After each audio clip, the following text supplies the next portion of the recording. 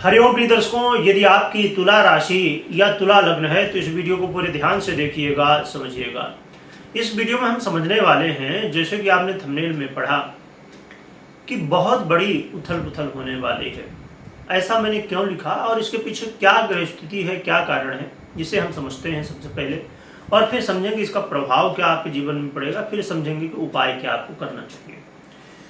तो ऐसा मैंने क्यों लिखा कि बहुत बड़ी उथल पुथल है।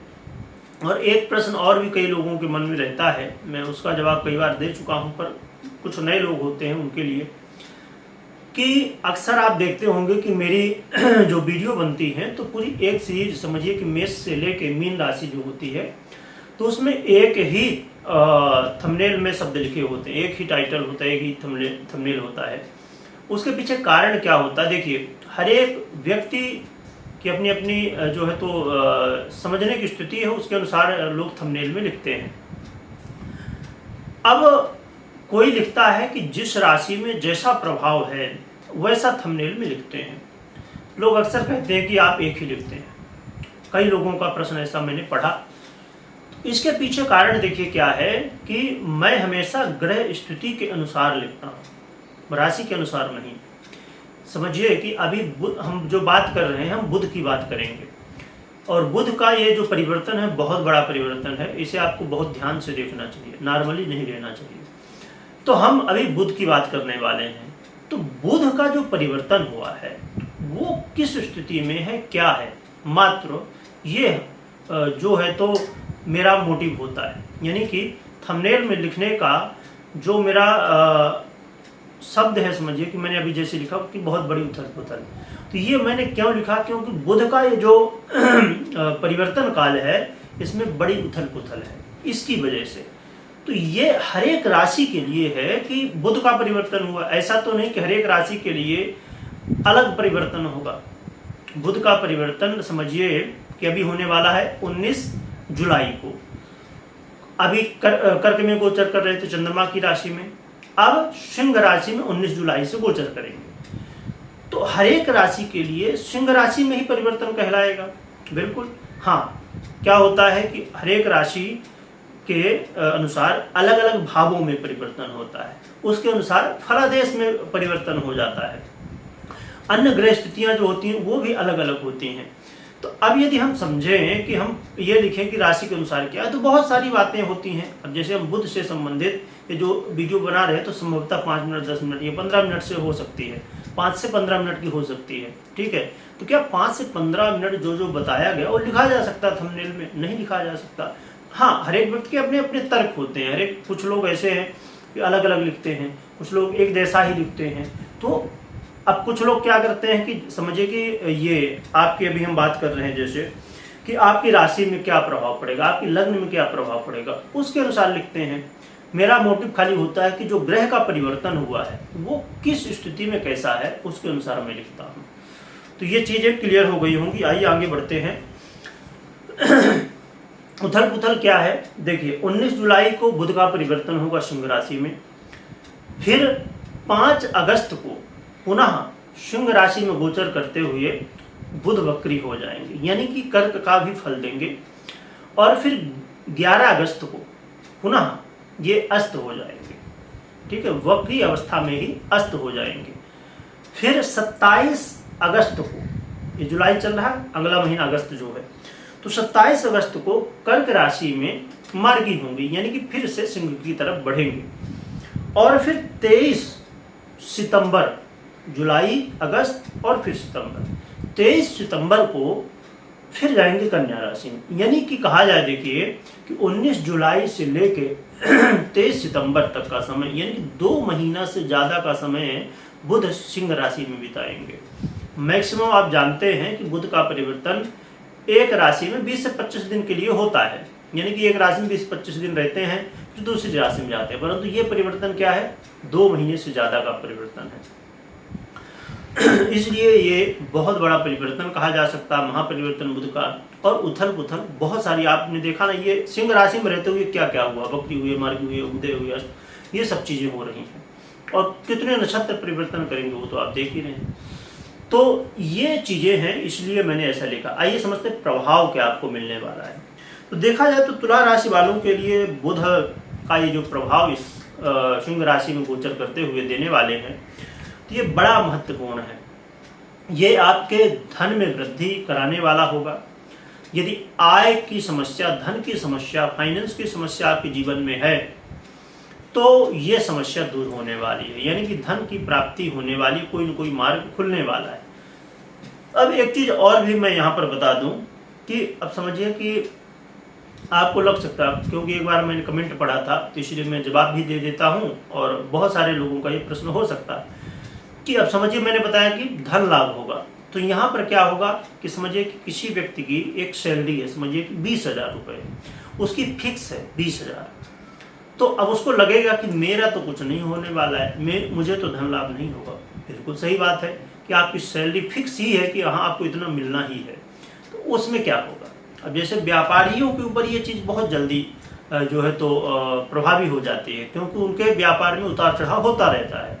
इसलिए जब कोई धन लाभ की स्थिति आती है तो बहुत ज़्यादा धन लाभ हो जाता है, जब कमी होती है तो कमी हो जाती है, और उनके लिए भी ये बहुत ज़्यादा प्रभावी होता है जिनके आप समझिए एक सैलरी है और साथ में कुछ एक्स्ट्रा भी पैसा मिलते हैं बहुत सारे लोग काम के अनुसार, तो उनके लिए बहुत अच्छा ये प्रभावी होता है।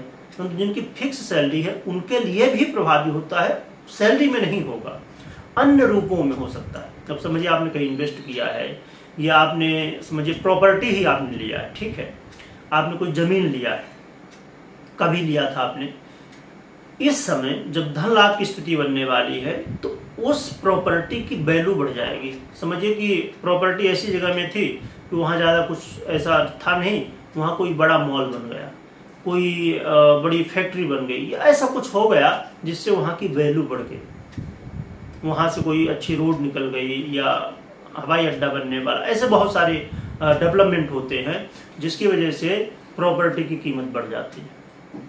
समझिए आपने सोना खरीदा था, मान लेता हूँ प्रॉपर्टी हर व्यक्ति के पास नहीं हो, तो आपने सोना खरीदा था कभी, अब सोना महंगा हो गया, इस समय क्या हुआ, आपकी सोने की वैल्यू बढ़ गई। तो कई तरह से लाभ होता है, इसका मतलब ये नहीं कि लाभ का मतलब बस पैसा ही होगा।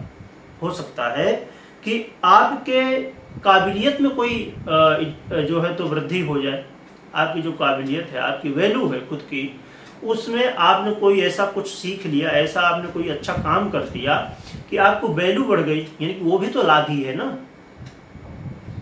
तो इस तरह से कई तरह से अन्य अन्य लोगों को जो पर्सनल जन्म कुंडली होती है, गोचर कुंडली, उनका प्रभाव मिला के फिर बदलाव होता है। तो इसे गहराई से समझने की आवश्यकता है। आइए आगे बढ़ते हैं।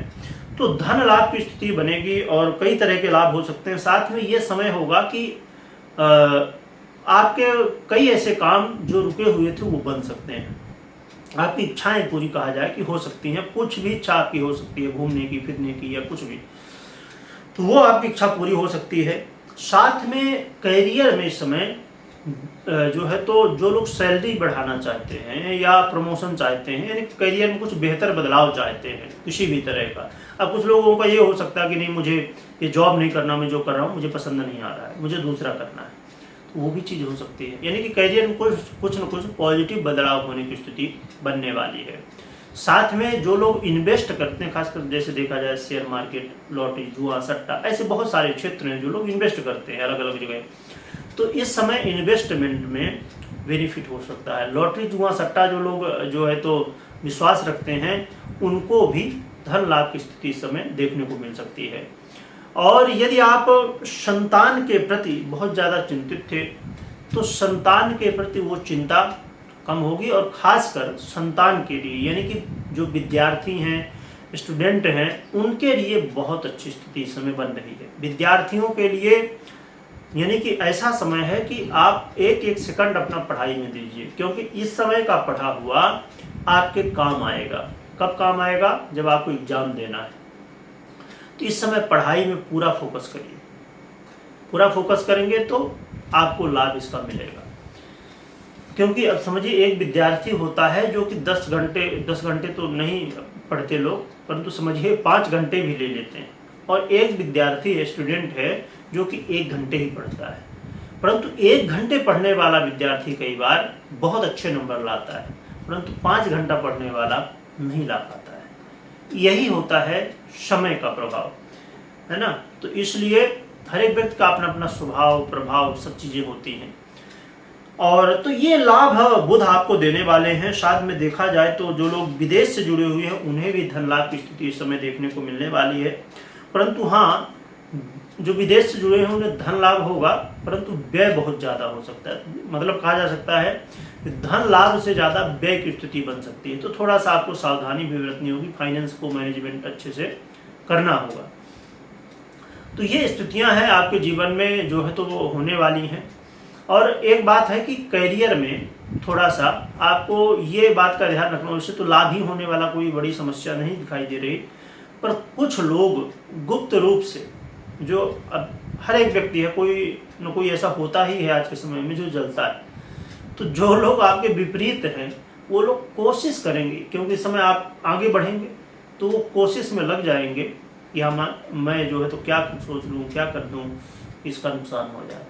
तो ऐसे लोगों से बच के रहना थोड़ा सा। यानी कि सबसे अच्छा तरीका होता है कि हमें जो प्राप्त हो रहा है वो दुनिया को दिखावा ना करें। समझिए, कुछ लोग होते हैं कि थोड़ा सा पैसा कमा लिए तो दिखाने लगते हैं, या कोई सफलता मिल गई उसको दिखाने लगते हैं। दिखावा मत करिए। जो है, देखिए, जो मिला है आपके लिए मिला है, जो नहीं मिला है वो आपको नहीं मिला है ना। कहते हैं ना कि लोग, भाई उसके पास कमाई है तो उसके लिए, मेरे लिए थोड़ी है। तो सही बात है, तो दिखाइए भी मत। इस समय ज़्यादा अच्छा ये रहेगा।